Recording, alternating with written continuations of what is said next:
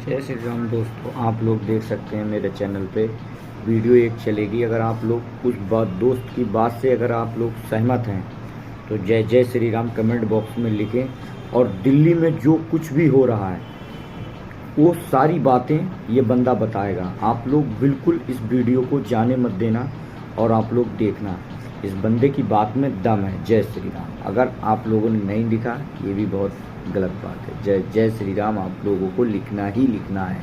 इस भाई की बात से अगर सहमत हैं और मेरी बात से सहमत हैं तो आप लोगों को लिखना ही पड़ेगा।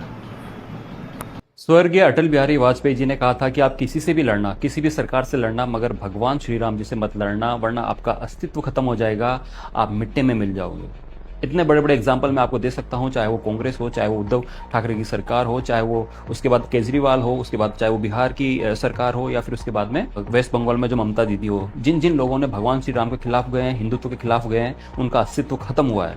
उसके बाद भी इन लोगों की आंखें नहीं खुली। और सीजीपी में ये लोग क्या कर रहे हैं, एक 5वीं क्लास का बच्चा भी समझ सकता है कि वहां पर स्टूडेंट प्रोटेस्ट के नाम पर हिंदुत्व का कितना, मतलब कितनी उनकी बदनामी कर रहे हैं। और एट दी एंड भगवान श्री राम जी के लिए कह रहे हो, सीता माता के, मतलब ये कह रहे हैं कि सीता का पति और नीता का पति। शर्म आनी चाहिए। ऐसे मंच पर उन लोगों को आप अलाउ कर रहे हो। और जो वो सोनम वांगचुक जी जो वहां बैठे, क्या उनको मालूम नहीं है इस बारे में? हाँ।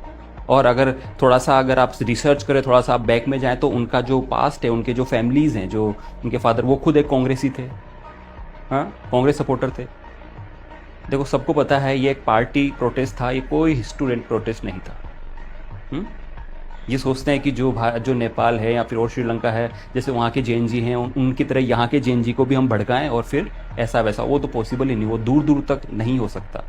इस भारत देश में रहकर भारत के देवी देवताओं और भारत की संस्कृति, उसको आप अगर बदनाम करेंगे तो आपका अस्तित्व खत्म हो जाएगा। और ये जो नौटंकी चल रही है, जो प्रोटेस्ट के नाम पर देश विरोधी की जो बातें करते हैं, जो टेररिस्ट को सपोर्ट करते हैं, वो लोग वहाँ आ रहे हैं, उनको आप सपोर्ट कर रहे हो उस मंच पर, चाहे भले ही कितना भी बड़ा नेता हो, चाहे कितना भी सज्जन इंसान हो।